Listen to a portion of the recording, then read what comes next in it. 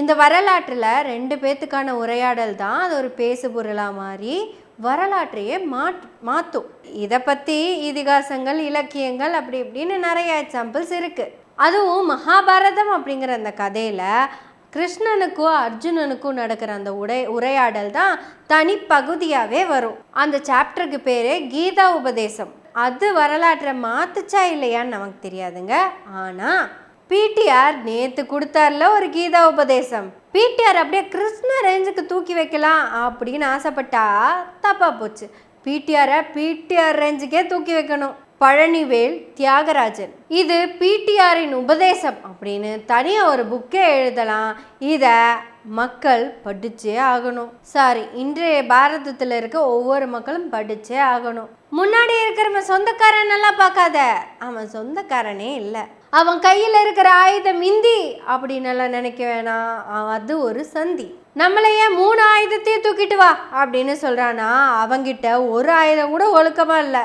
பிடிஆரின் உபதேசம்.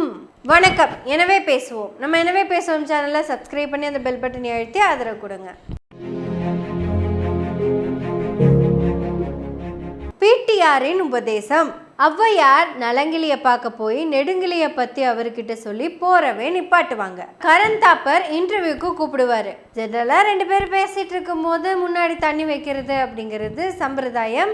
ஏன்னா பேசும்போது தொண்டை ட்ரை ஆகலாம், விற்கலாம், அதனால அந்த தண்ணி வைப்பாங்க. ஆனால் கரந்தாப்பரோட இன்டர்வியூக்குன்னு வர்றவங்க வீட்டிலேருந்தே தண்ணியோட தான் வருவாங்க. இப்பேற்பட்ட பெருமை மிக்க கரந்தாப்பர் நேற்று அவர் வீட்டிலேருந்து வாட்டர் பாட்டில் அவரே கட்டிக்கிட்டு வந்துட்டாரு. ஒருவேளை இவங்க ஃபார்மாலிட்டிக்கு கொடுக்குற தண்ணி பத்தாம போயிடுச்சுன்னா என்ன பண்ணுறது?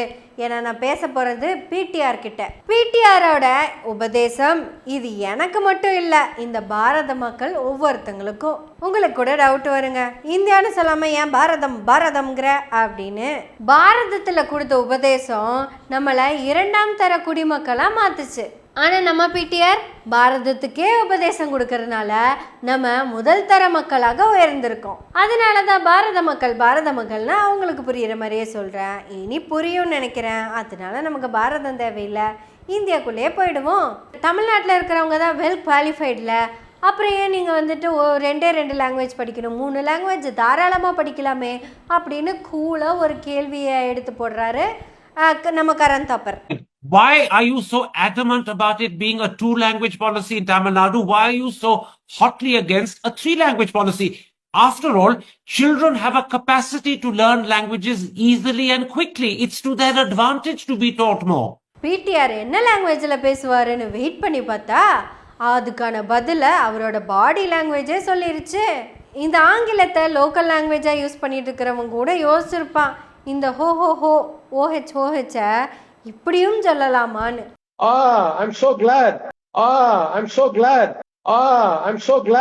அதுதாங்க நம்ம பிடிஆரின் உபதேசம். நமக்கு அர்ஜுனன்லாம் வண்டி மேல உட்காரல, அர்ஜுனனா கீழே உட்கார வச்சு கிளாஸ் எடுத்தாரு. அர்ஜுனனுக்கு மட்டும் இல்லை, ஒட்டுமொத்த இந்தியாவுக்கும். அப்படி என்ன பெருசா சாதிச்சிட்டீங்க? உங்க ஊர்ல 3 லாங்குவேஜ் படிச்சவன் என்ன சாதிச்சிருக்கான்னு மட்டும் எனக்கு சொல்லுங்க அப்படின்னு கேட்டாரு நம்ம PTR. How many children in Uttar Pradesh know 3 languages? How many children in Bihar know 3 languages? How many children in Uttar Pradesh know 2 languages? Since you have such a fantastic idea that every child can learn 3 languages, what has been the outcome in our country for the last 75 years? What percentage of our children are spectacularly good at 2? Let's start then with 3. What do you mean children are spectacularly good at learning? Where have been the outcomes to show any of this to be true? We are very clear. We want a 2-language formula.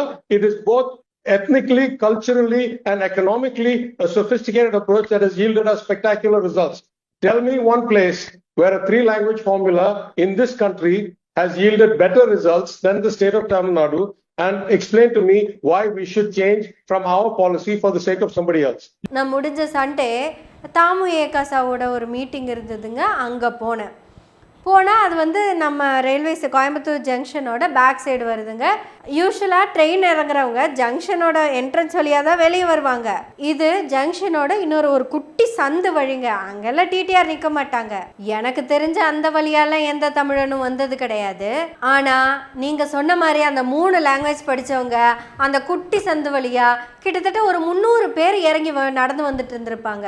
எனக்கு தெரிஞ்ச அவங்க ticket எடுத்து அந்த ட்ரெயினில் வந்துக்கிறதுக்கு வாய்ப்பே கிடையாதுன்னு தான் நான் நினைக்கிறேன். நான் வீடியோவை போடுறேன், பார்த்துருங்க.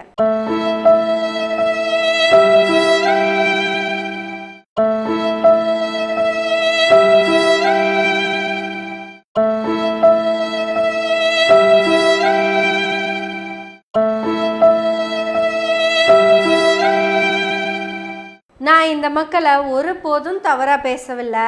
உங்கள் மேலே தவறும் கிடையாது. இன்னைக்கு டிக்கெட்டு கூட எடுக்க முடியாமல் தமிழ்நாட்டுக்கு வந்து இறங்குற நீங்கள் எல்லாரும் கல்வி கற்று அடுத்த தடவை உங்கள் ஊருக்கு போகும்போது ஃப்ளைட்டில் போகணுன்னு நான் ஆசைப்பட்றேன். அவங்க 3 லாங்குவேஜ் படித்தவங்க எங்கே வராங்க தெரியுமா? 3வது லாங்குவேஜ் எங்களுக்கு தேவையே இல்லைன்னு ஒத்த காலில் நின்றுக்கிட்டு இருக்கிற தமிழ்நாட்டுக்கு தேடி வந்துட்டு இருக்காங்க. இந்த இருமொழி கொள்கை சாதிச்சது என்ன அப்படின்னு ஒரு கேள்வி இருக்குல்லங்க. இந்த கம்பெனிகள்ல அடிமட்ட வேலைக்கு வர ஆட்களை விட்டுருங்க, பெரிய பெரிய ப்ராஜெக்ட்ல கான்ட்ராக்ட் வேலைக்கு போறவங்களையும் விட்டுருங்க. இன்னும் கொஞ்சம் மக்கள் வீடு கட்டுற வேலைக்கு வந்திருக்காங்க. அமைப்பு சாரா தொழிலாளர்கள் வர்றவங்க எல்லாரும் அமைப்பு சாரா தொழிலாளர்கள் தான். குறைஞ்சபட்சம் மிச்ச வேலைகள்ல எல்லாம் ஏதோ ஒரு இன்சூரன்ஸோ ஏதோ ஒன்று இருக்கும். இது ஒவ்வொரு வீடாக கட்டுற வேலை. யாருக்கு வீடு கட்டி கொடுக்குறாங்க தெரியுமா? ஜஸ்ட் 2 லாங்குவேஜை படித்த பையன் இங்கிலீஷை மட்டும் கையில் எடுத்துக்கிட்டு வெளிநாடுகளுக்கு வேலைக்கு போகிறான். அங்கே போய் சம்பாதிச்சு இங்கே அவங்க அப்பாவுக்கு பணத்தை அனுப்பி இங்கே வீடு கட்டுங்கன்னு சொல்கிறான். இந்த 3 லாங்குவேஜ் படித்தாங்கல்லங்க, அவன் அங்கேருந்து தமிழ்நாட்டுக்கு வந்து இங்கே அந்த 2 லாங்குவேஜ் படித்து வெளிநாட்டுக்கு போனான் பார்த்தீங்களா, அவனுக்கு வீட்டை கட்டி கொடுத்துட்டு இருக்கான். நானாவது இப்படியே இழுத்துக்கிட்டேன். ஆனால் பிடிஆரோட உபதேசம் சிம்பிளாக ஷார்ட் அண்ட் ஸ்வீட்டாக முடிச்சு போச்சு. அதுதான் பிடிஆருடைய உபதேசம். அடுத்த ஒரு வார்த்தையை காயின் பண்ணுறாருங்க. இந்த பிஜேபி கட்சியை மிஷனரிஸ் அப்படின்னு சொல்லிட்டாருங்க. அடியாள்னு சொல்லியிருந்துருக்கலாம், கூலிப்படைன்னு சொல்லியிருந்துருக்கலாம், அவ்வளோதான். இதுக்கு தாங்க லாங்குவேஜ் படிக்கணும்னு சொல்கிறது. ஹிந்தியை படின்னு எத்தனை காலமாக சொல்லிக்கிட்டு இருக்கிற? சரி, ஹிந்தியில் என்ன படிக்கணும்னு நாங்களே எத்தனை காலமாக கேட்டுட்ருக்கோம். அதுக்கு மட்டும் பதில் இத்தனை காலமாக சொல்லவே இல்லையேப்பா. கேட்டால் பானிபூரி வாங்கி சாப்பிடலாம், பாத்ரூம் எங்கே போகிறதுன்னு கேட்கலாம், கடைக்கு எங்கே எப்படி போகிறதுன்னு கேட்கலாம், இட்லிக்கு கட்டி சட்னி வாங்குறதுக்கு கேட்கலாம். அப்புறம் வட இந்திய சகோதரர்கள் பெண்களை பார்த்தா ஹராஸ்மெண்ட் பண்ணுவாங்களாம். அதுலேருந்து தப்பிக்கிறதுக்காக ஹிந்தி கற்றுக்கிட்டு கெட்ட வார்த்தை பேசலாமா. ஒரே ஒரு லாங்குவேஜ் ஆங்கிலம் மட்டும் கற்றுக்கிட்டா என்ன பெனிஃபிட்டுன்னு பிடிஆரோட அட்வைஸில் ஃபுல்லாக தெளிவாக தெரிஞ்சு போச்சு. நம்ம ஃபாசிசம்னு சொல்லுவோம், சில ஆளுங்க பாயசம்னு சொல்லுவாங்க, சிலர் இது ஒரு டென்ஷன்ப்பா மண்டை குடைச்சல் அப்படின்னு சொல்லுவாங்க. ஆனால் பிடிஆர் வேற மாதிரி. அவர் சொல்கிறத கேட்குறவங்க யாராக இருந்தாலும் எஸ் அப்சல்யூட்லி அப்படின்னு சொல்லிடுவாங்க. வெறும் இந்த லாங்குவேஜுக்காக மட்டும் நான் சொல்லலைங்க, பாலிசி மேக்கிங்கை பற்றி அவர் அவ்வளோ அழகாக சொல்லியிருப்பார். அது எங்கள் மருதையன் தோழரோட வார்த்தையில் ரொம்ப அழகாகவே கேட்டேங்க. இதுக்குத்தான் ஒரு லாங்குவேஜை நம்ம நல்லா படிக்கணும்னு சொல்கிறது. ஒரு அறிவுபூர்வமான லாங்குவேஜை கற்றுக்கிட்டா மொழி எப்படி வரும் அப்படின்னு நான் சொல்கிறேன், கேளுங்க. ஒன்றிய மாநில அரசு உறவுங்கிறது புருஷ பொண்டாட்டி உறவு அப்படின்னு சொல்கிறாங்க. ஆக்சுவலாக இது லவ் மேரேஜாக தான் இருக்கணுமாம்மா. அன்ஃபார்ச்சுனேட்லி அரேஞ்ச்டு மேரேஜ் தான் பாரதத்தில் நடந்துக்கிட்டு இருக்காமா. சரி, அரேஞ்ச் மேரேஜ் பண்ணிட்டீங்களா, அப்புறமாவது லவ் பண்ணுவீங்கன்னு பார்த்தா ஆணாதிக்க சிந்தனையோடையே நடந்துக்கிறீங்க. ஆதிக்க மனப்பான்மைன்னு சொல்கிறாமா, அதுக்கு பேர். எவ்வளவு அழகாக சொல்லியிருக்காருங்க தோழர் மருதையன் அவர்களுடைய வார்த்தை. ரொம்ப இம்ப்ரெசிவாக இருந்துச்சு. எனக்கு ஒன்றிய அரசு மேலே ஒரு காதல் வரவே மாட்டேங்குது. அதுக்கான ஸ்பேஸையும் அவங்க கொடுக்க மாட்டேங்கிறாங்க. உனக்கு என்ன பிடிக்கும் அப்படின்னு ஒரு வார்த்தை கேட்குறதே கிடையாது. நானாவது நல்லா பண்ணிட்டு இருக்கேனா, சரி நீ நல்லா பண்ணு அப்படின்னாவது விடணும், அப்படியும் விட மாட்டேங்கிறாங்க. தமிழில் ஒரு வார்த்தை சொல்லுவாங்க, ஒன்று சுய புத்தி வேணும், அந்த சுய புத்தி உனக்கு இல்லைன்னா சொல் புத்தியாச்சும் வேணும். நாங்கள் சக்ஸஸ்ஃபுல்லாக இருக்கிறோம், அப்போ நாங்கள் சொல்கிறதையாவது கேட்கணும். சொல் புத்தியும் இல்லாமல் சுய புத்தியும் இல்லாமல் புத்தி சுவாதீனம் இல்லாத ஒருத்தங்கிட்ட போய் என்னத்தங்க சொல்கிறது? கிட்டத்தட்ட ஒரு குட்டிக்கு அடிமையான புருஷன் எப்படி இருப்பானோ அப்படி தான் ஒன்றிய அரசு மாநில அரசுகள் கிட்ட நடந்துக்குது. நாம எதை எடுத்து பொக்கிஷமா வச்சிருந்தாலும் தூக்கிட்டு போய் வித்துறாங்க. எதுக்காக? கேவலம் குடிக்காக. இங்க குடிங்கிறத யாரு கூட கம்பேர் பண்றேன் தெரியுமா? அவருக்குன்னு கொடுக்கப்பட்ட 2 ஃப்ளைட்டு, அவருக்குன்னு கொடுக்கப்பட்ட ஒரு கவர்மெண்ட் கோட்ரஸ், அது மட்டும் இல்லாம பிரதம மந்திரிங்கிற ஒரு பதவி. இந்த குடிக்காக எங்க கிட்ட இருக்கிறதெல்லாம் வாங்கிட்டு போய் வித்துட்டு இருக்கீங்கன்னு சொல்றாரு. இதை பிடிஆர் என்ன லாங்குவேஜில் சொன்னார் அப்படின்னு நான் கேட்கலைங்க, தப்பு தான். எந்த லாங்குவேஜில் சொன்னாலும் இது பிடிஆரின் உபதேசம் சரியாக தான் இருக்கும். மறுபடியும் நம்மளோட அரசியலமைப்பு சாசனத்தை திருப்பி எழுத வேண்டிய இடத்துக்கு வந்து நிற்கிறோம்.